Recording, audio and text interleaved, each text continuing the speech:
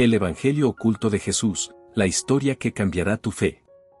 Antes de sumergirte en esta historia, suscríbete y activa la campanita. Tu clic impulsa este mensaje de fe y sabiduría hasta los rincones donde más se necesita. Gracias por ser parte. ¿Qué pasaría si te dijera que la historia que conoces, la que ha sostenido la fe de millones durante 2 milenios, no está completa? ¿Qué ocurriría si existieran palabras de Jesús, relatos de su vida, enseñanzas profundas que fueron deliberadamente ocultadas, enterradas bajo las arenas del tiempo y las decisiones de hombres poderosos? Imagina por un instante un evangelio perdido, un texto antiguo que promete revelar secretos sobre el reino de Dios, sobre la verdadera naturaleza de Jesús, sobre el papel de figuras controvertidas como María Magdalena o Judas Iscariote. Un evangelio que, según sus descubridores, tiene el potencial no solo de complementar, sino de desafiar y transformar radicalmente nuestra comprensión del cristianismo. El título mismo resuena con un poder casi prohibido, el Evangelio oculto de Jesús. La simple mención evoca imágenes de conspiraciones antiguas, de conocimientos esotéricos reservados para unos pocos elegidos, de una verdad que podría sacudir los cimientos mismos de la fe establecida. ¿Es posible que hayamos estado leyendo solo una parte de la historia? ¿Que las respuestas a algunos de los misterios más profundos del cristianismo yazcan dormidas en papiros olvidados, esperando ser despertadas? Esta no es una mera fantasía novelesca. A lo largo de la historia, y especialmente en los últimos siglos con descubrimientos arqueológicos asombrosos como los de Nag Hammadi en Egipto en 1945, han salido a la luz numerosos textos cristianos antiguos que no fueron incluidos en el canon del Nuevo Testamento. Evangelios atribuidos a Tomás, a Felipe, a María Magdalena, a Judas, Hechos de los Apóstoles alternativos, Apocalipsis secretos. Una vasta biblioteca de escritos que circularon en las primeras comunidades cristianas, reflejando una diversidad de creencias y prácticas mucho mayor de lo que a menudo imaginamos. Estos textos, conocidos como apócrifos, del griego apócrifos, que significa oculto o secreto, fueron en su mayoría marginados, y a veces perseguidos, por la corriente del cristianismo que eventualmente se convertiría en la ortodoxia dominante. ¿Por qué fueron ocultados? ¿Qué contenían estos evangelios perdidos que los hizo tan peligrosos o inaceptables para la iglesia establecida? ¿Eran simplemente relatos fantasiosos, llenos de herejías y desviaciones, como afirmaron sus detractores? ¿O contenían verdades incómodas, perspectivas diferentes sobre Jesús y su mensaje que amenazaban las estructuras de poder eclesiástico que se estaban formando? La controversia ha rodeado a estos textos desde su redescubrimiento. Algunos eruditos los ven como fuentes valiosísimas para entender la complejidad del cristianismo primitivo, ofreciendo vislumbres de interpretaciones gnósticas, místicas o judaizantes de la figura de Jesús. Otros, en cambio, los consideran documentos secundarios, tardíos y poco fiables, que poco o nada aportan a nuestro conocimiento del Jesús histórico y que, de hecho, distorsionan su verdadero mensaje tal como se preserva en los 4 evangelios canónicos, Mateo, Marcos, Lucas y Juan. Pero más allá del debate académico, la idea de un evangelio oculto ejerce una fascinación poderosa sobre la imaginación popular y espiritual. Apela a nuestro deseo innato de desvelar misterios, de acceder a un conocimiento más profundo, de encontrar una conexión más directa y personal con lo divino. ¿Podrían estos textos ofrecer una visión de Jesús más humana, o quizás más divina de una manera diferente? ¿Podrían revelar enseñanzas sobre la reencarnación, sobre la divinidad femenina, sobre la importancia del autoconocimiento para alcanzar la salvación, como sugieren algunas interpretaciones gnósticas?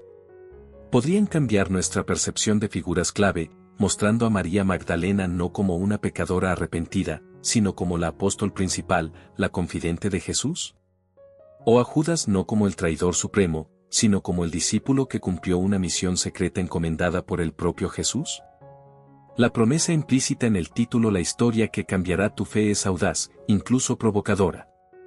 Sugiere que el contenido de estos evangelios ocultos no es una mera curiosidad histórica, sino algo con el poder de impactar nuestra creencia más fundamental. ¿De qué manera podría cambiar nuestra fe? ¿La fortalecería, ofreciendo nuevas dimensiones y profundidades? ¿La debilitaría, sembrando dudas sobre la autoridad y la veracidad de la Biblia que conocemos? ¿O la transformaría, llevándonos a una comprensión diferente de Dios, de Jesús y de nosotros mismos? Este viaje que emprendemos juntos nos llevará a explorar el intrigante mundo de los evangelios apócrifos. Nos sumergiremos en el turbulento contexto histórico del cristianismo primitivo, una época de efervescencia espiritual, de debates apasionados y de una asombrosa diversidad de creencias.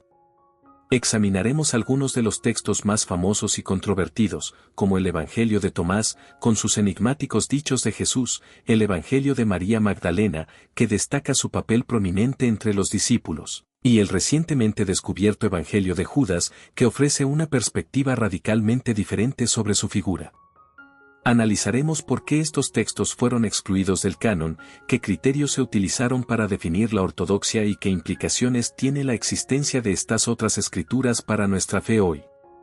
Pero este no será un viaje puramente académico o histórico. Será también una exploración espiritual, una invitación a reflexionar sobre la naturaleza de la verdad revelada, sobre la relación entre la historia y la fe, sobre cómo discernir la voz de Dios en medio de una pluralidad de voces antiguas. ¿Es la fe algo estático, definido de una vez por todas por un conjunto cerrado de escrituras? ¿O es algo vivo, dinámico, capaz de crecer y profundizarse al encontrarse con nuevas perspectivas, incluso aquellas que provienen de textos considerados ocultos o prohibidos? Nos enfrentaremos a preguntas difíciles, a misterios que quizás nunca se resuelvan por completo. Pero lo haremos con una actitud de respeto profundo por la tradición cristiana establecida, por la fe de millones que han encontrado en los evangelios canónicos la fuente de su esperanza y salvación. No buscamos socavar esa fe, sino enriquecerla, desafiarla a crecer, a confrontar la complejidad de su propia historia. Porque quizás, solo quizás, en la exploración valiente de lo oculto, podamos encontrar una luz inesperada que ilumine nuestro propio camino espiritual y nos acerque, de una manera nueva y sorprendente, al corazón del misterio de Jesús. Prepárense, porque la historia que están a punto de descubrir podría, efectivamente, cambiar su fe para siempre. Para comprender la fascinante y a menudo turbulenta historia de los evangelios apócrifos, es crucial sumergirnos en el crisol histórico y religioso del que surgieron, el mundo del cristianismo primitivo. Lejos de ser el monolito uniforme que a veces imaginamos, los primeros siglos después de Cristo fueron un periodo de extraordinaria diversidad teológica, efervescencia espiritual y apasionados debates sobre la verdadera naturaleza de Jesús y su mensaje. El cristianismo no nació como una religión completamente formada y unificada, con un credo fijo y un conjunto de escrituras universalmente aceptado.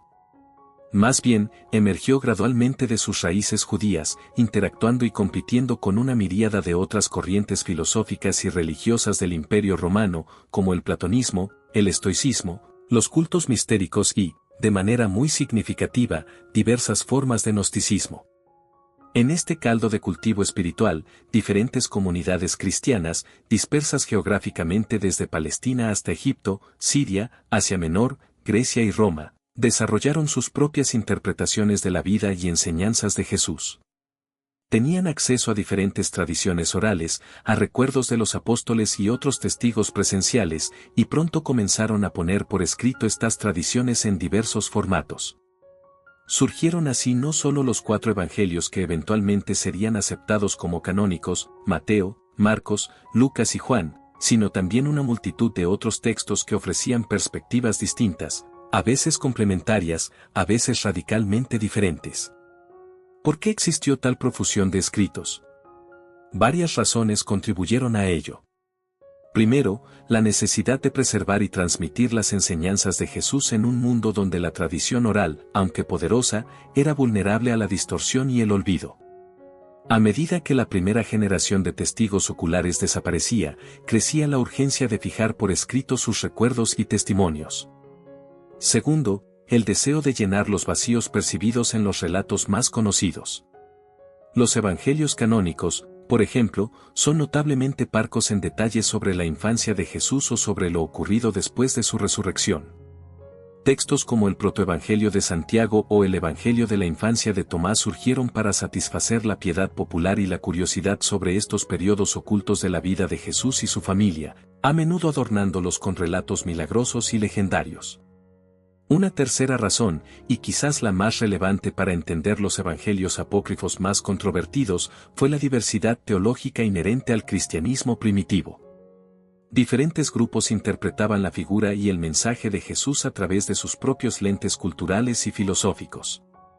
Los cristianos de origen judío, por ejemplo, tendían a enfatizar la continuidad de Jesús con la ley y los profetas, y algunos de sus escritos, como el Evangelio de los Hebreos o el de los Nazarenos, hoy perdidos, pero conocidos por citas de los padres de la Iglesia, reflejaban esta perspectiva. Por otro lado, en centros helenísticos como Alejandría, el mensaje cristiano entró en diálogo con la filosofía griega, dando lugar a interpretaciones más especulativas y místicas. Es en este contexto donde floreció el gnosticismo, una corriente espiritual compleja y diversa que tuvo una influencia significativa en ciertos sectores del cristianismo primitivo entre los siglos II y IV.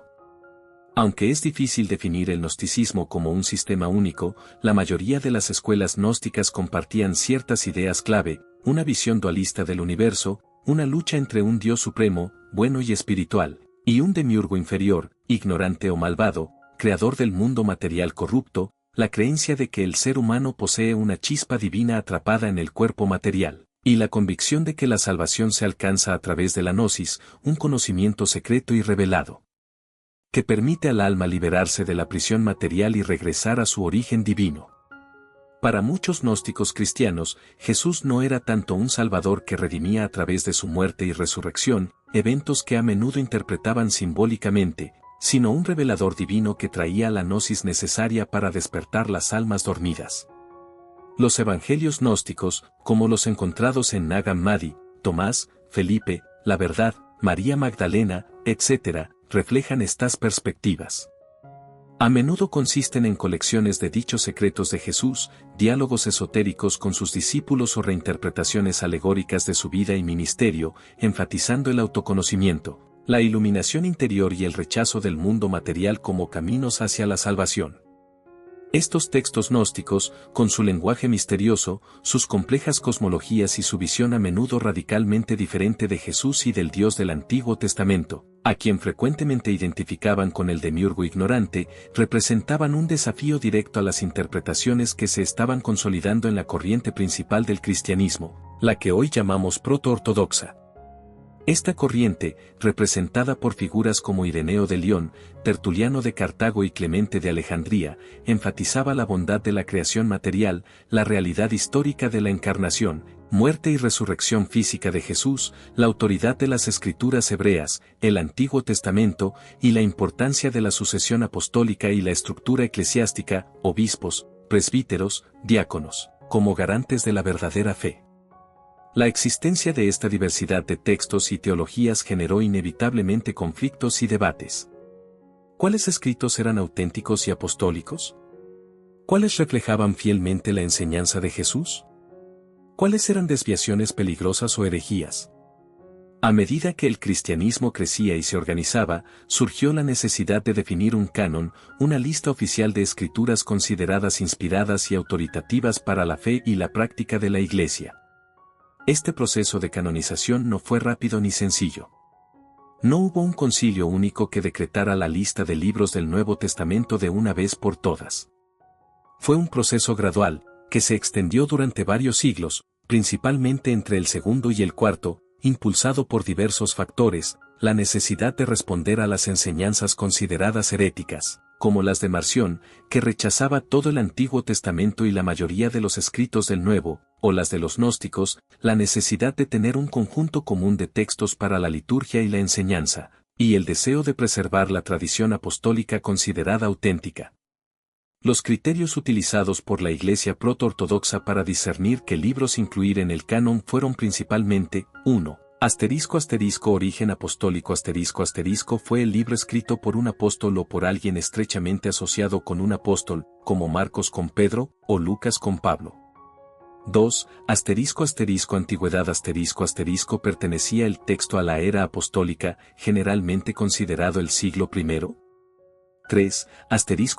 Uso litúrgico era el libro leído y aceptado por la mayoría de las iglesias importantes en su culto público. 4. Ortodoxia estaba el contenido del libro en consonancia con la regla de fe, el resumen de las creencias cristianas fundamentales transmitido por la tradición apostólica. Aplicando estos criterios, gradualmente se fue formando un consenso en torno a los 27 libros que hoy componen nuestro Nuevo Testamento. Los 4 evangelios de Mateo, Marcos, Lucas y Juan gozaron de un reconocimiento temprano y amplio en la mayoría de las comunidades cristianas, siendo valorados por su conexión apostólica, directa o indirecta, su antigüedad y su coherencia teológica fundamental, a pesar de sus diferencias de énfasis y perspectiva. Otros textos, como los evangelios gnósticos, fueron generalmente rechazados por la corriente principal por considerarse tardíos, la mayoría datan del siglo II o posterior, de origen dudoso, a menudo atribuidos falsamente a apóstoles, y, sobre todo, por contener enseñanzas consideradas incompatibles con la regla de fe, como el dualismo radical, el rechazo del Antiguo Testamento o la negación de la humanidad real de Jesús o de su resurrección física. Así, los evangelios apócrifos, en su mayoría, quedaron ocultos no necesariamente porque contuvieran secretos deliberadamente suprimidos por una conspiración eclesiástica, aunque sin duda hubo intentos de suprimir textos considerados heréticos, sino porque no cumplieron los criterios que la Iglesia en formación consideró esenciales para definir su identidad y preservar lo que entendía como la auténtica tradición apostólica. Fueron el reflejo de una diversidad inicial que, con el tiempo, fue dando paso a una mayor uniformidad doctrinal y canónica.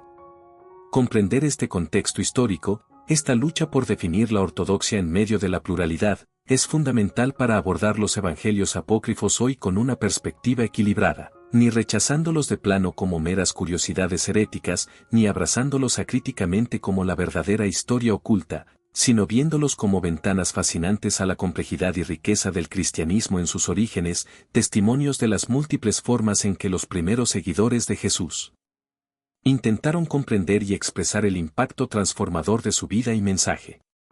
Una vez comprendido el vibrante y diverso contexto del cristianismo primitivo, podemos adentrarnos con mayor cautela y discernimiento en el contenido mismo de algunos de los evangelios apócrifos más significativos. ¿Qué tipo de enseñanzas, qué visiones de Jesús, qué narrativas alternativas nos ofrecen estos textos ocultos? Es importante abordarlos no como un bloque homogéneo, sino reconociendo su gran diversidad de géneros, estilos y perspectivas teológicas. Algunos, como los evangelios de la infancia, son principalmente legendarios y buscan llenar vacíos biográficos. Otros, como muchos textos gnósticos, son colecciones de dichos o diálogos filosóficos que ofrecen una interpretación esotérica del mensaje de Jesús.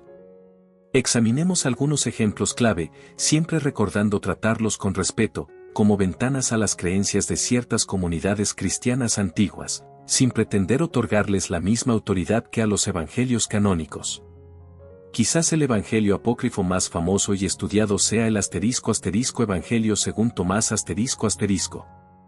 Descubierto en una versión completa en copto en Nag Hammadi, aunque fragmentos en griego ya eran conocidos, este texto no es una narrativa de la vida de Jesús como los evangelios canónicos, sino una colección de 114 logia o dichos atribuidos a Jesús, muchos de ellos enigmáticos y provocadores. Algunos de estos dichos tienen paralelos cercanos en Mateo, Marcos y Lucas, los evangelios sinópticos, lo que sugiere que Tomás pudo haber tenido acceso a tradiciones orales o escritas tempranas y compartidas. Por ejemplo, el dicho 9 de Tomás, «He aquí que el sembrador salió, llenó su mano y esparció. Algunas semillas cayeron sobre el camino», es claramente una versión de la parábola del sembrador. El dicho 47, «Es imposible que un hombre monte 2 caballos o tense 2 arcos», recuerda la enseñanza sobre no poder servir a 2 señores, Mateo 6:24.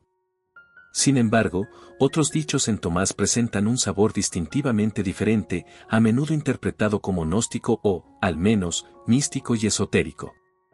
El énfasis no está tanto en la ética, el arrepentimiento o el reino de Dios como una realidad futura o comunitaria, sino en el autoconocimiento, la iluminación interior y el reconocimiento de la chispa divina dentro de cada individuo como clave para la salvación. El dicho 3 es paradigmático. Jesús dijo, «Si aquellos que os guían os dijeren, ved, el reino está en el cielo, entonces las aves del cielo os precederán. Si os dijeren, está en el mar, entonces los peces os precederán. Mas el reino está dentro de vosotros y fuera de vosotros. Cuando lleguéis a conoceros a vosotros mismos, entonces seréis conocidos y comprenderéis que sois los hijos del Padre viviente. Pero si no os conocéis a vosotros mismos, estáis sumidos en la pobreza y sois la pobreza misma. Aquí, el reino no es un lugar geográfico ni un evento futuro, sino un estado de conciencia, accesible aquí y ahora a través del autoconocimiento. Otro tema recurrente en Tomás es la superación de las dualidades, especialmente la división entre masculino y femenino, como camino hacia la unidad primordial y la entrada al reino. El dicho 22 afirma, Jesús vio unos niños de pecho que mamaban. Dijo a sus discípulos, estos niños de pecho se parecen a los que entran en el reino. Le dijeron ellos, ¿entonces entraremos en el reino como niños? Jesús les dijo, cuando hagáis de los dos uno, y hagáis el interior como el exterior y el exterior como el interior, y lo de arriba como lo de abajo, y cuando hagáis de lo masculino y lo femenino uno solo, para que lo masculino no sea masculino ni lo femenino femenino, entonces entraréis en el reino. Esta idea de la reunificación andrógina era común en ciertos círculos gnósticos y místicos, pero difiere notablemente del énfasis ético y escatológico de los evangelios canónicos. El Evangelio de Tomás presenta un Jesús que es principalmente un maestro de sabiduría secreta, un revelador de la gnosis que despierta al alma de su letargo en el mundo material.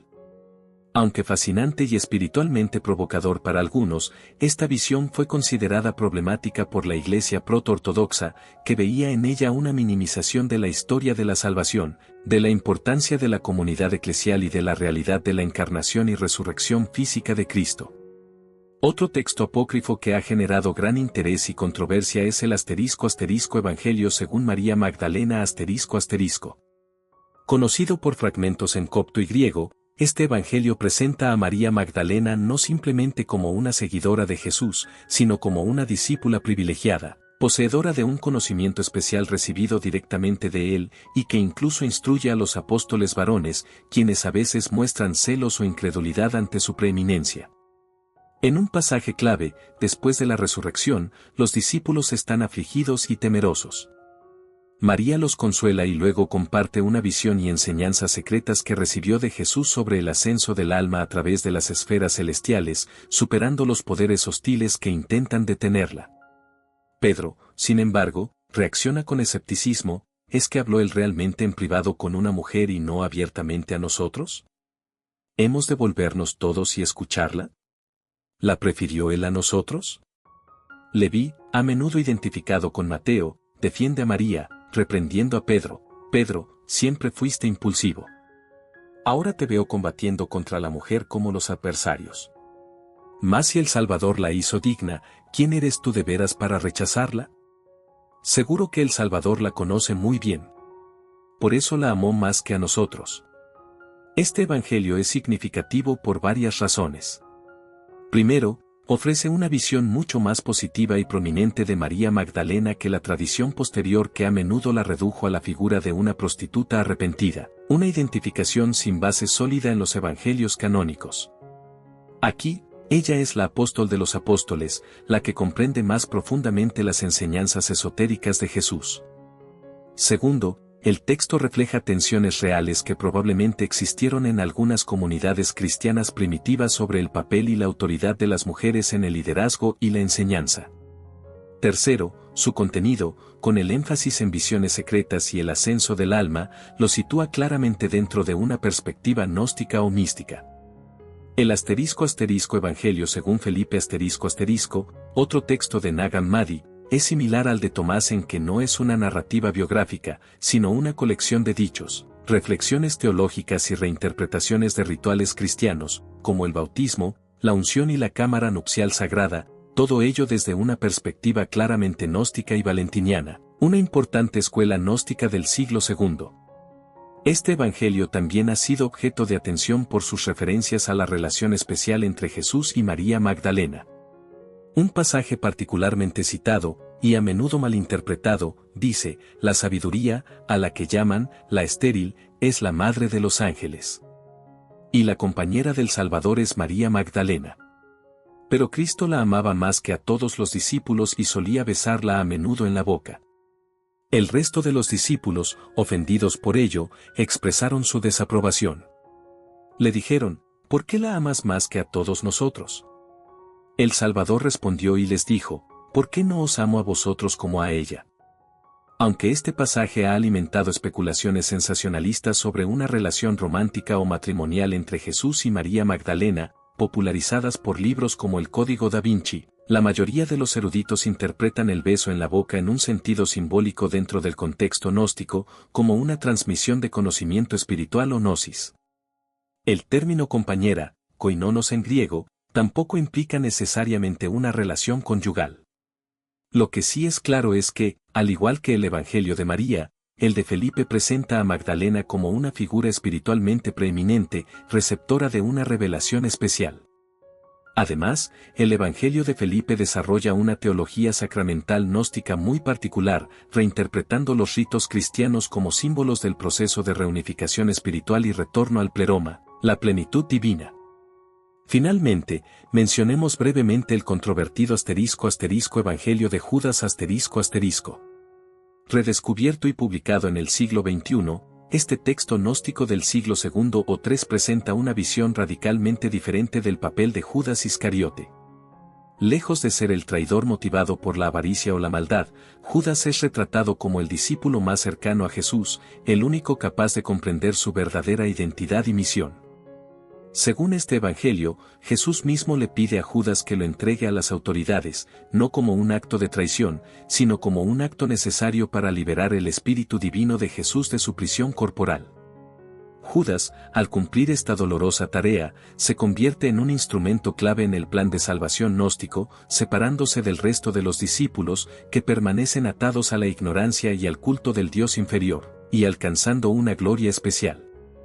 Esta reinterpretación de Judas es quizás una de las más chocantes y desafiantes para la visión cristiana tradicional. Refleja una perspectiva gnóstica extrema que invierte los valores y las figuras del relato evangélico canónico. Aunque históricamente fascinante como testimonio de la diversidad del pensamiento cristiano antiguo, su contenido es claramente incompatible con la teología y la cristología de la Iglesia mayoritaria, tanto antigua como moderna. Estos son solo algunos ejemplos del vasto y variado universo de los evangelios apócrifos. Cada uno de ellos nos ofrece una ventana a las preocupaciones, las creencias y las prácticas de diferentes grupos cristianos en los primeros siglos. Al explorarlos, no buscamos reemplazar los evangelios canónicos ni construir una fe alternativa basada en ellos.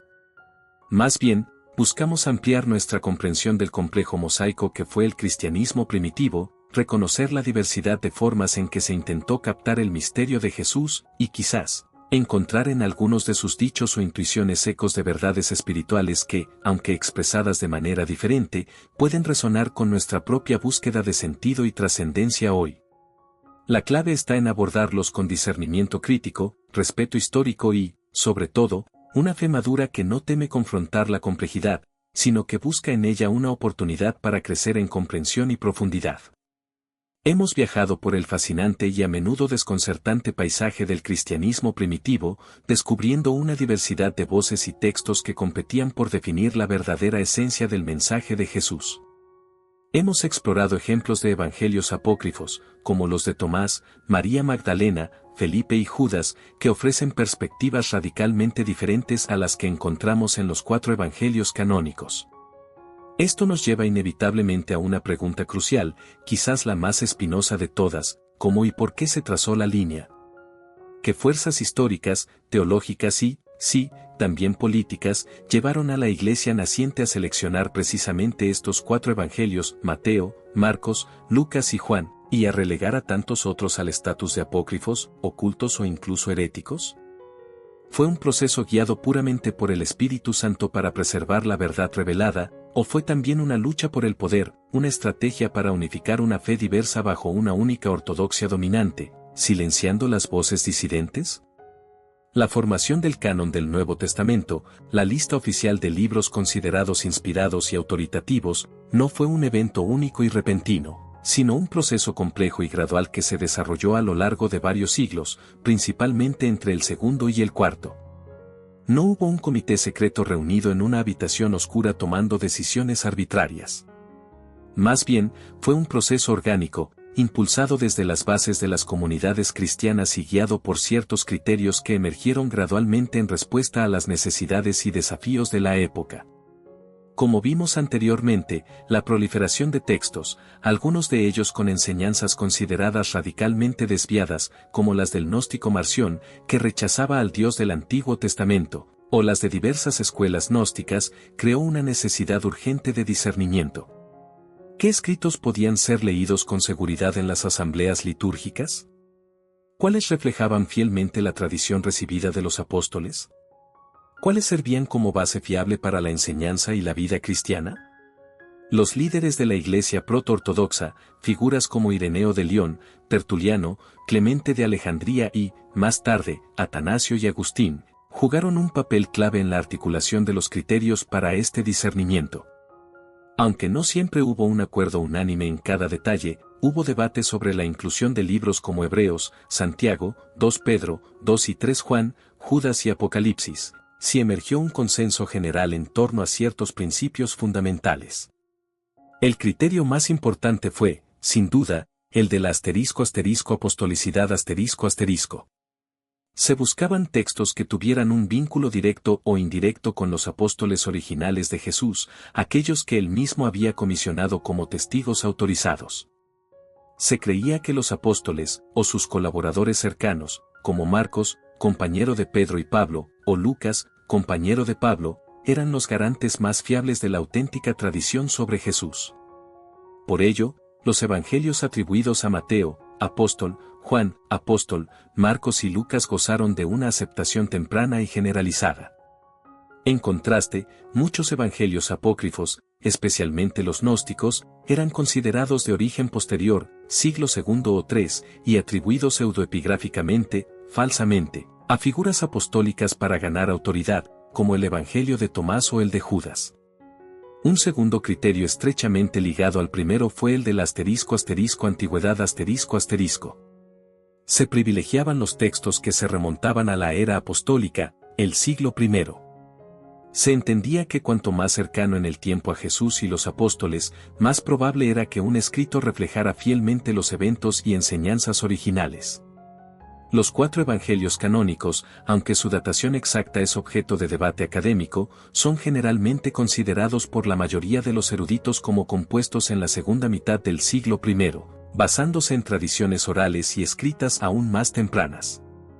Muchos textos apócrifos, en cambio, mostraban claras señales de haber sido escritos mucho más tarde, reflejando desarrollos teológicos o controversias posteriores.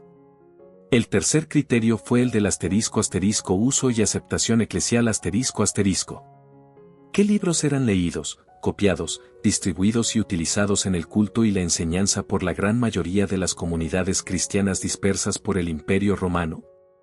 A pesar de la diversidad inicial, gradualmente se fue formando un consenso notable en torno a un núcleo de escritos que eran reconocidos como autoritativos en las principales iglesias, Roma, Antioquía, Alejandría, Efeso, etc. Los 4 evangelios canónicos formaban parte indiscutible de este núcleo desde una fecha muy temprana. Ya a mediados del siglo II, figuras como Justino Mártir hablan de las memorias de los apóstoles, que se llaman evangelios y que se leían en las asambleas dominicales. Hacia el año 180, Ireneo de León argumenta apasionadamente que debe haber exactamente 4 evangelios, ni más ni menos, comparándolos con los 4 puntos cardinales, los 4 vientos y las 4 criaturas vivientes del Apocalipsis, lo que demuestra que para él, el canon cuádruple ya era una realidad establecida y divinamente ordenada. Otros textos apócrifos, aunque quizás populares en ciertos círculos o regiones específicas, como el Evangelio de Pedro en Siria, o el Evangelio de los egipcios en algunas comunidades ascéticas, nunca alcanzaron este nivel de aceptación universal. Finalmente, el criterio decisivo, y quizás el más complejo, fue el de la **ortodoxia o conformidad con la regla de fe regula fidei. La regla de fe no era un credo escrito fijo, sino el consenso doctrinal fundamental transmitido oralmente y a través de los escritos apostólicos aceptados, que resumía las creencias centrales sobre Dios como creador, sobre Jesucristo como Hijo de Dios encarnado, muerto y resucitado para la salvación, y sobre el Espíritu Santo. Los textos que contradecían flagrantemente esta regla de fe, que presentaban una visión de Dios, de Cristo o de la salvación radicalmente diferente, eran considerados sospechosos o heréticos. Aquí es donde muchos evangelios gnósticos encontraron su mayor obstáculo para la aceptación canónica. Su dualismo radical, que a menudo denigraba la creación material y al Dios del Antiguo Testamento, su docetismo, la tendencia a negar la verdadera humanidad y el sufrimiento físico de Jesús, su énfasis en la salvación a través de un conocimiento secreto en lugar de la fe y la gracia, y su reinterpretación a menudo alegórica de la historia de Jesús, chocaban frontalmente con las convicciones de la Iglesia proto-ortodoxa. Por ejemplo, la visión gnóstica de un Dios supremo totalmente separado del mundo material y un demiurgo inferior responsable de la creación era incompatible con la fe cristiana en un único Dios creador bueno, tal como se revela en el Antiguo Testamento y se afirma en el Nuevo. La tendencia gnóstica a ver el cuerpo como una prisión para el espíritu y a negar la resurrección física de Jesús contradecía la creencia central en la encarnación y la resurrección corporal como eventos salvíficos reales. El elitismo inherente a la idea de una gnosis secreta reservada para unos pocos iniciados chocaba con la universalidad del mensaje evangélico de salvación ofrecida a todos por gracia mediante la fe. Por lo tanto, la exclusión de muchos evangelios apócrifos del canon no fue simplemente un acto de censura arbitraria o una conspiración para ocultar verdades incómodas. Desde la perspectiva de la Iglesia que se estaba consolidando, fue un acto necesario de discernimiento teológico para preservar lo que consideraba la esencia del mensaje apostólico frente a interpretaciones que juzgaba desviadas y peligrosas para la fe de los creyentes. Fue una forma de trazar límites, de definir la identidad cristiana en un mundo religiosamente plural y a menudo hostil. Se buscaba claridad doctrinal, unidad eclesial y continuidad con la tradición recibida de los apóstoles. ¿Significa esto que el proceso fue perfecto e infalible?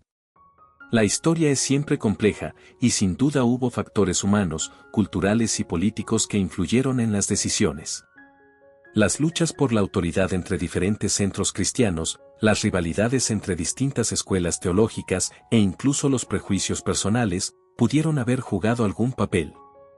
Además, la línea entre ortodoxia y herejía no siempre fue tan nítida como se presentó después, hubo zonas grises, figuras y textos que se movían en los márgenes.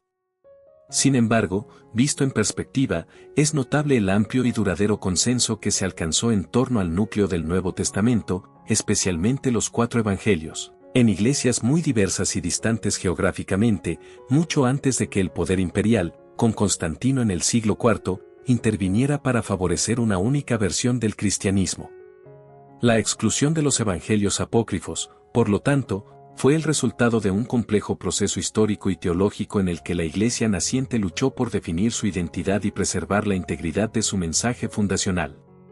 Los textos que quedaron ocultos no lo fueron necesariamente por contener secretos prohibidos, sino porque, a juicio de la mayoría de las comunidades cristianas guiadas por sus líderes y por lo que entendían como la guía del Espíritu, no cumplían los criterios de apostolicidad, antigüedad, aceptación eclesial y coherencia doctrinal considerados esenciales. Comprender este proceso no implica necesariamente aceptar acríticamente todas las decisiones tomadas, pero sí nos ayuda a contextualizar la existencia de estos textos y a valorar el canon que hemos heredado no como un producto arbitrario, sino como el fruto de un largo y apasionado discernimiento de fe. Tras explorar el fascinante contexto histórico del cristianismo primitivo y las razones detrás de la formación del canon del Nuevo Testamento, surge una pregunta inevitable y profundamente personal: ¿qué impacto tienen, o podrían tener, estos evangelios apócrifos en nuestra fe hoy? Si estos textos ofrecen visiones alternativas de Jesús, enseñanzas diferentes, ¿deberían sacudir nuestra confianza en la tradición establecida? ¿Pueden coexistir la fe en los evangelios canónicos con el conocimiento de estos otros escritos? ¿O la promesa de que esta historia oculta cambiará nuestra fe es una amenaza, una invitación a la duda y la confusión? Abordar el impacto de los evangelios apócrifos en la fe contemporánea requiere un equilibrio delicado. Por un lado, es innegable que el redescubrimiento y la popularización de textos como el Evangelio de Tomás, el de María Magdalena o el de Judas han generado un enorme interés público y, para algunos, Han supuesto un desafío a las concepciones tradicionales del cristianismo. Han alimentado teorías conspirativas, a menudo popularizadas por la ficción, como en el Código Da Vinci. Han sido utilizados por movimientos New Age o esotéricos para reivindicar una supuesta verdadera enseñanza de Jesús oculta por la Iglesia, y han llevado a algunos creyentes a cuestionar la autoridad y la suficiencia de la Biblia canónica. Para una persona de fe, encontrarse por primera vez con estos textos puede ser desconcertante. Leer un evangelio de Tomás que enfatiza el autoconocimiento por encima de la fe comunitaria, o un evangelio de María que la presenta como la discípula más amada y sabia, o un evangelio de Judas que lo exculpa de la traición, puede generar preguntas incómodas. ¿Es el Jesús que conozco el único Jesús posible?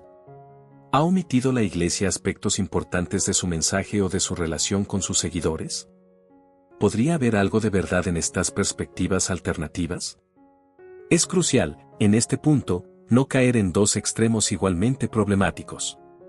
El primero es el rechazo fundamentalista y temeroso, que considera cualquier texto fuera del canon como intrínsecamente demoníaco o herético, negándose siquiera a examinarlo o a reconocer su valor histórico como testimonio de la diversidad antigua.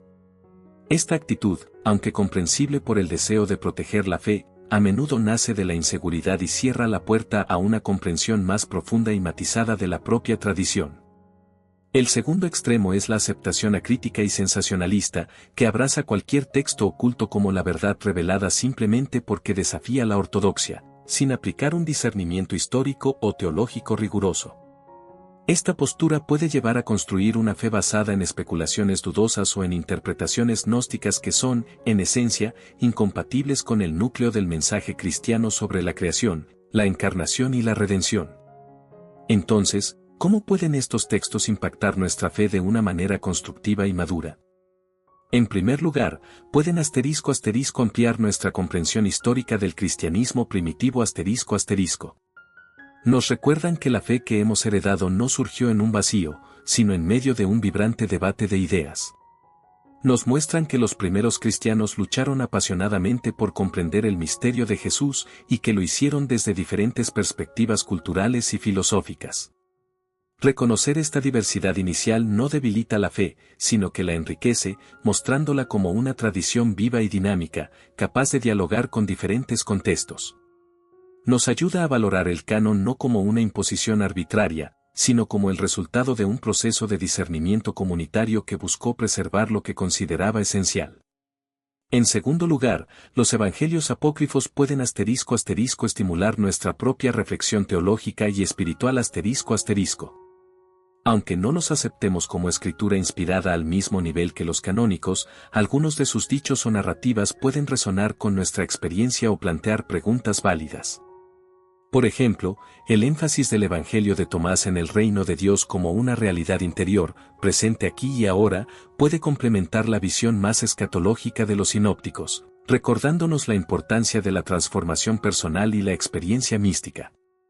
Las referencias en los Evangelios de María y Felipe a la importancia de María Magdalena pueden invitarnos a reconsiderar el papel de las mujeres en la Iglesia primitiva y en la actualidad, desafiando interpretaciones patriarcales posteriores. Incluso las visiones más extrañas o heréticas pueden servir como un espejo, ayudándonos a clarificar y profundizar nuestra propia comprensión de la ortodoxia al contrastarla con otras posibilidades. En tercer lugar, el estudio de los apócrifos puede *** fortalecer nuestra apreciación por los evangelios canónicos ***. Al comparar Mateo, Marcos, Lucas y Juan con textos como el Evangelio de Pedro, con sus elementos fantásticos sobre la resurrección, o los evangelios gnósticos, con su lenguaje a menudo abstracto y su desinterés por la narrativa histórica, podemos valorar aún más la sobriedad, la coherencia interna, la profundidad teológica y el poder transformador de los 4 evangelios que la Iglesia ha reconocido como fundamento de su fe. Descubrimos que los canónicos, a pesar de sus diferencias, comparten un núcleo testimonial común sobre la vida, muerte y resurrección de Jesús, y un mensaje central de amor, gracia y redención que ha resonado a través de los siglos de una manera que la mayoría de los apócrifos no ha logrado. Sin embargo, es innegable que para algunos, el encuentro con los evangelios apócrifos puede generar una crisis de fe. Si la autoridad de la Biblia se basa en la creencia de que es la palabra de Dios completa e infalible, descubrir que hubo otros textos cristianos antiguos que fueron excluidos puede llevar a cuestionar todo el edificio. ¿Cómo sabemos que se eligieron los libros correctos? ¿Y si la verdad quedó realmente oculta? Estas dudas son legítimas y merecen una respuesta honesta. La respuesta no puede ser simplemente reafirmar dogmáticamente la infalibilidad del proceso canónico, ignorando su complejidad histórica. Más bien, implica una comprensión más matizada de lo que significa la inspiración y la autoridad de las Escrituras. La fe cristiana no se basa primordialmente en un libro, sino en una persona, Jesucristo, revelado a través de la experiencia de la comunidad apostólica y el testimonio del Espíritu Santo.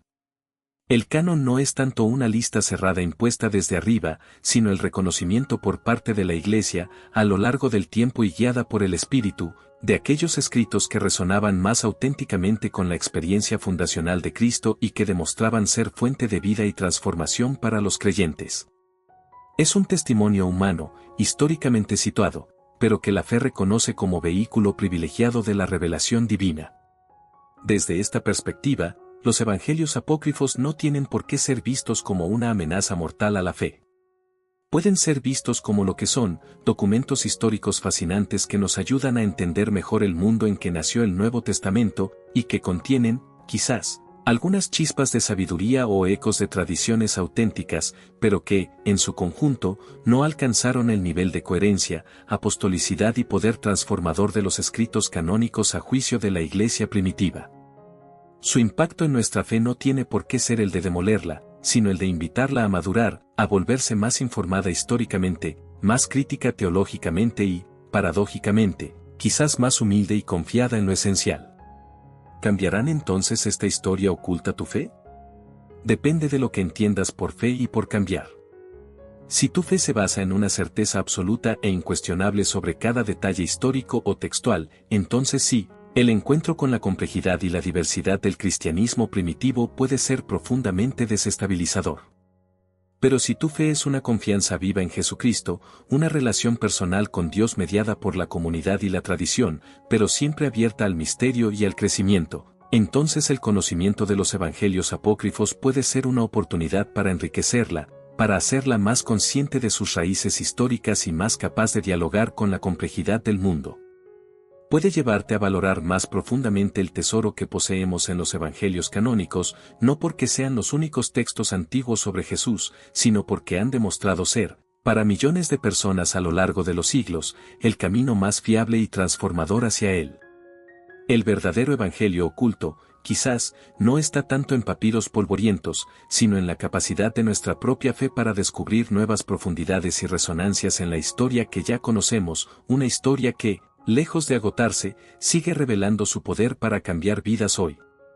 Nuestro viaje a través del laberíntico mundo de los evangelios apócrifos nos ha confrontado con una multiplicidad de voces, perspectivas y teologías que coexistieron, a menudo conflictivamente, en los albores del cristianismo. Hemos visto cómo textos como el Evangelio de Tomás enfatizan la gnosis interior, como el de María Magdalena realza su figura como discípula privilegiada, y como el de Judas invierte radicalmente la narrativa tradicional de la traición. Hemos analizado también el complejo proceso histórico y teológico que llevó a la Iglesia primitiva a definir un canon, seleccionando los 4 evangelios que hoy consideramos fundamentales y excluyendo a muchos otros. Todo esto nos conduce a una reflexión aún más profunda, una que toca el corazón mismo de la experiencia religiosa. ¿Qué significa la verdad en el contexto de la fe? ¿Cómo podemos navegar la tensión entre la fidelidad a una tradición recibida y la apertura a nuevas perspectivas o conocimientos, especialmente aquellos que provienen de textos considerados ocultos o marginales? La noción de verdad en la fe es inherentemente compleja y multifacética. No se reduce simplemente a la exactitud histórica o a la coherencia lógica, aunque estos aspectos puedan tener su importancia. La verdad religiosa a menudo opera en un nivel más profundo, simbólico y existencial. Se trata de una verdad que busca dar sentido a la vida, que orienta la conducta moral, que nutre la relación con lo divino y que ofrece esperanza frente al sufrimiento y la muerte. Los evangelios canónicos han demostrado, a lo largo de 2 milenios, poseer este tipo de verdad transformadora para millones de personas. Sus narrativas, parábolas y enseñanzas han inspirado innumerables actos de amor, compasión y sacrificio, han consolado en la aflicción, han desafiado las injusticias, y han sostenido la esperanza en la vida eterna a través de Jesucristo.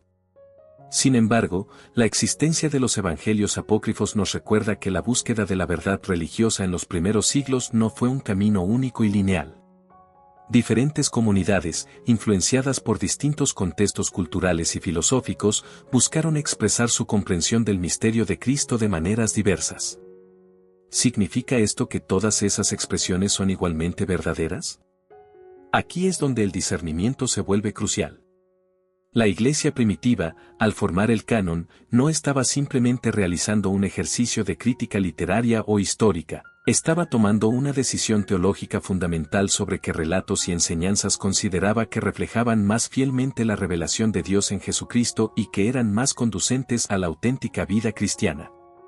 Desde la perspectiva de la fe cristiana tradicional, la verdad última se encuentra en la persona de Jesucristo mismo, quien dijo, «Yo soy el camino, la verdad y la vida», Juan 14:6. Los evangelios canónicos son valorados como el testimonio apostólico más fiable y autorizado de esa verdad encarnada. Esto no significa que contengan una transcripción literal y exhaustiva de cada palabra y acto de Jesús, ni que estén exentos de las limitaciones propias de cualquier documento humano e históricamente situado. Pero sí se cree que, en su conjunto y guiados por el Espíritu Santo, transmiten de manera fidedigna el núcleo esencial del mensaje y la obra salvífica de Cristo. ¿Cómo encajan los evangelios apócrifos en este marco? No pueden ser considerados verdad en el mismo sentido o con la misma autoridad que los canónicos y contradicen aspectos fundamentales de la revelación centrada en Cristo tal como la Iglesia la ha entendido. Por ejemplo, una visión gnóstica que niega la bondad de la creación o la realidad de la encarnación no puede ser aceptada como verdadera desde una perspectiva cristiana ortodoxa, por muy interesante o espiritualmente sugerente que pueda parecer en otros aspectos. Una narrativa que presenta a Judas como el héroe secreto que ayuda a Jesús a escapar del cuerpo material choca frontalmente con el testimonio apostólico sobre la traición y, más importante aún, con la teología de la cruz como acto redentor. Sin embargo, esto no significa que los apócrifos carezcan por completo de valor o que no puedan contener elementos de verdad parcial o ecos de tradiciones auténticas. Como hemos visto, algunos dichos en el Evangelio de Tomás tienen paralelos en los sinópticos. Algunas narrativas sobre la infancia de Jesús, aunque legendarias, pueden reflejar una piedad popular genuina. Incluso las perspectivas gnósticas, aunque teológicamente problemáticas en su conjunto, pueden a veces señalar aspectos importantes de la experiencia espiritual, como la necesidad de la iluminación interior o la crítica a una religiosidad meramente externa, que también encuentran eco dentro de la tradición mística cristiana ortodoxa. Por lo tanto, la actitud más madura y fructífera al enfrentarse a estas diferentes perspectivas textuales no es ni el rechazo absoluto ni la aceptación indiscriminada, sino el ** discernimiento crítico y orante ***. Se trata de leer estos textos con conocimiento de su contexto histórico y teológico, comparándolos y contrastándolos con el testimonio central de los evangelios canónicos y preguntándonos qué podemos aprender de ellos, tanto positiva como negativamente. ¿Qué nos revelan sobre las luchas y búsquedas espirituales de los primeros cristianos? ¿Qué luces arrojan sobre la diversidad de interpretaciones posibles del mensaje de Jesús? ¿En qué puntos desafían o enriquecen nuestra propia comprensión de la fe? ¿Y dónde se desvían claramente de lo que consideramos el núcleo irrenunciable de la revelación cristiana? Este proceso de discernimiento no es solo intelectual, sino también espiritual. Implica orar pidiendo la guía del Espíritu Santo, el mismo Espíritu que la fe cree que guió a la Iglesia en la formación del canon. Implica cultivar virtudes como la humildad, reconociendo que no poseemos toda la verdad de forma absoluta, la caridad, respetando las búsquedas sinceras de otros, incluso cuando no compartimos sus conclusiones, y la prudencia, no dejándonos llevar por modas intelectuales o sensacionalismos, sino sopesando cuidadosamente las evidencias y las implicaciones teológicas. Además, es fundamental recordar que la fe cristiana no se basa únicamente en textos, por importantes que sean. Se basa en una relación viva con Jesucristo, experimentada dentro de la comunidad de fe, la Iglesia, y nutrida por la oración, los sacramentos y el servicio al prójimo. La verdad cristiana no es solo un conjunto de doctrinas correctas, sino una forma de vida, una transformación del corazón y de las relaciones. Por lo tanto, el criterio último para evaluar cualquier enseñanza, provenga de un texto canónico o apócrifo, es su fruto. ¿Nos acerca más a Cristo? ¿Nos hace más amorosos, compasivos y justos? ¿Construye la unidad del cuerpo de Cristo? ¿Nos impulsa a compartir la buena nueva con el mundo? Desde esta perspectiva, el estudio de los evangelios apócrifos puede ser una oportunidad para fortalecer nuestra fe, no debilitarla. Nos obliga a articular con mayor claridad por qué creemos lo que creemos, por qué confiamos en los evangelios canónicos como nuestra guía principal. Nos desafía a no dar por sentada nuestra tradición, sino a apropiárnosla de manera más consciente y reflexiva. Nos invita a desarrollar un olfato espiritual para discernir entre las voces que nos conducen a la vida en Cristo y aquellas que nos desvían hacia caminos sin salida. En última instancia, la existencia de diferentes perspectivas textuales en la historia del cristianismo nos recuerda que el misterio de Dios revelado en Jesucristo es inagotable. Ningún texto, ni siquiera el canon completo, puede contenerlo o expresarlo de forma exhaustiva. Siempre habrá espacio para la exploración, la interpretación y el asombro. La fe madura no teme a esta complejidad, sino que la abraza como una invitación a una búsqueda continua de la verdad, sabiendo que esta búsqueda está anclada en la confianza fundamental en aquel que es la verdad misma. Los evangelios apócrifos, leídos con discernimiento, pueden ser compañeros inesperados en este viaje, no como guías principales, sino como interlocutores que nos desafían, nos provocan y, a veces, nos ofrecen destellos de luz desde los márgenes de la historia, recordándonos la riqueza y la vastedad del misterio que intentamos comprender. Hemos recorrido juntos un camino fascinante y, por momentos, vertiginoso. Nos hemos asomado al abismo de la historia, descubriendo la existencia de evangelios ocultos, textos antiguos que ofrecen visiones alternativas y a veces radicalmente diferentes de Jesús y su mensaje. Hemos explorado el complejo crisol del cristianismo primitivo, la lucha por definir la ortodoxia y el proceso que llevó a la formación del canon del Nuevo Testamento. Hemos reflexionado sobre el impacto que estos descubrimientos pueden tener en nuestra fe, sobre la naturaleza de la verdad religiosa y sobre cómo navegar la tensión entre la tradición y las nuevas perspectivas. Ahora, al llegar al final de este viaje, es momento de recoger las hebras, de destilar la esencia de lo aprendido y de reafirmar el ancla de nuestra fe en medio de las aguas a veces turbulentas de la historia y la teología. ¿Cuál es, entonces, la conclusión de esta exploración del Evangelio oculto de Jesús? ¿Hemos encontrado un secreto que invalida 2 milenios de fe cristiana? ¿Hemos desenterrado una verdad alternativa que reemplaza a la que conocíamos? Creemos que la respuesta, aunque quizás menos sensacionalista de lo que algunos esperarían, es mucho más profunda y liberadora. Lo que hemos descubierto no es tanto un evangelio oculto que cambia radicalmente el objeto de nuestra fe, sino una invitación a profundizar y madurar nuestra comprensión de la fe misma, una fe centrada no en textos secretos o conocimientos esotéricos, sino en la persona viva y transformadora de Jesucristo.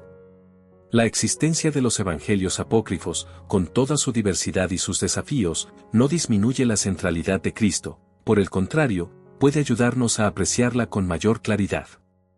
Nos recuerda que Jesús fue una figura de tal magnitud, su impacto tan profundo, que generó una multitud de interpretaciones y testimonios en los primeros siglos. La Iglesia primitiva, en su proceso de discernimiento canónico, no buscó suprimir esta riqueza por capricho, sino que luchó por identificar aquellos testimonios que consideraba más fieles al núcleo del evento Cristo, su encarnación, su vida y enseñanzas, su muerte redentora y su resurrección victoriosa. Los 4 evangelios canónicos, junto con los demás escritos del Nuevo Testamento, emergieron de este proceso no como los únicos textos existentes, sino como aquellos que la comunidad de fe, guiada por el Espíritu, reconoció como el fundamento más sólido y fiable para conocer a Jesús y vivir según su camino. Por lo tanto, la fe cristiana madura no necesita temer el conocimiento de los evangelios apócrifos. No necesita construir muros defensivos ni negar la complejidad de la historia. Puede abordar estos textos con honestidad intelectual y discernimiento espiritual, reconociendo su valor como ventanas al pasado, como testimonios de búsquedas sinceras, e incluso como fuentes ocasionales de inspiración o reflexión, pero sin otorgarles una autoridad que la Iglesia, en su sabiduría colectiva, no les reconoció. La verdadera historia que cambiará tu fe no es la revelación de un supuesto secreto oculto en un papiro antiguo, sino el encuentro continuo y personal con el Cristo vivo que nos revelan los evangelios canónicos y que actúa hoy en su Iglesia y en el mundo. Este encuentro personal con Cristo es, en última instancia, el ancla de la fe. Más allá de los debates históricos sobre la autenticidad de tal o cual texto, más allá de las complejidades teológicas, la fe cristiana se sostiene en la experiencia transformadora de saberse amado, perdonado y llamado por Jesús. Es la confianza en su presencia real, en su poder para sanar, liberar y dar vida nueva. Es el seguimiento de su ejemplo de amor radical, de servicio humilde y de entrega sacrificial. Esta fe experiencial, vivida en comunidad y nutrida por la oración y los sacramentos, es la que da verdadero sentido y solidez a las doctrinas y a las escrituras. Los evangelios apócrifos, con su énfasis frecuente en el conocimiento secreto, gnosis, como camino de salvación, pueden servirnos de contraste para valorar aún más la enseñanza central del Nuevo Testamento. La salvación no es primariamente un logro intelectual para unos pocos iluminados, sino un don gratuito de la gracia de Dios, ofrecido a todos a través de la fe en Jesucristo. No se trata tanto de descifrar enigmas cósmicos, sino de abrir el corazón al amor de Dios manifestado en la cruz y la resurrección. No se trata de escapar del mundo material considerado malvado, sino de participar en la redención y transformación de toda la creación inaugurada por Cristo. Así, al concluir nuestra exploración, no nos quedamos con la duda o la confusión, sino con una invitación a una fe más profunda, más informada y más centrada en lo esencial. La historia oculta no nos ha llevado a abandonar el camino conocido, sino a apreciarlo con nuevos ojos, a valorar el tesoro que hemos recibido en la tradición apostólica y en los evangelios canónicos. Nos ha recordado que la fe no es un sistema cerrado y estático, sino una aventura dinámica, un diálogo continuo entre la revelación divina y la búsqueda humana, entre la fidelidad a la tradición y la apertura a la guía siempre sorprendente del Espíritu Santo. Que el conocimiento de la diversidad del cristianismo primitivo nos haga más humildes, reconociendo que nuestra comprensión del misterio de Dios es siempre limitada. Que el encuentro con perspectivas diferentes nos haga más caritativos, capaces de respetar las búsquedas sinceras de otros, incluso cuando no compartimos sus conclusiones. Que la confrontación con textos desafiantes nos haga más estudiosos de nuestra propia fe, deseosos de profundizar en las escrituras canónicas y en la rica tradición teológica de la Iglesia. Pero, sobre todo, que nada nos distraiga de lo único necesario, fijar nuestra mirada en Jesucristo, el autor y consumador de nuestra fe, Hebreos 12:2. Él es la palabra definitiva de Dios, la revelación plena del amor del Padre. En él encontramos la verdad que libera, la vida que satisface, el camino que nos conduce a casa.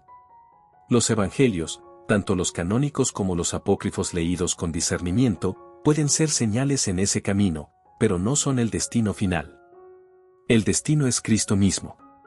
Que nuestra exploración de la historia nos impulse, no a perdernos en laberintos textuales, sino a buscar con renovado ardor el rostro vivo de aquel que es el mismo ayer, hoy y por los siglos, Hebreos 13:8. Porque es en Él, y solo en Él, donde nuestra fe encuentra su fundamento inquebrantable y su poder transformador. La historia puede ser compleja, los textos diversos, pero la centralidad de Cristo permanece como la roca firme sobre la cual podemos construir nuestras vidas y nuestra esperanza. Esa es la verdad que, lejos de ocultarse, brilla con luz propia en el corazón del Evangelio. Si esta historia tocó tu corazón, déjanos tu comentario y comparte este video para que más personas descubran el poder de la fe y el amor verdadero. Gracias por estar con nosotros y nos vemos en la próxima historia.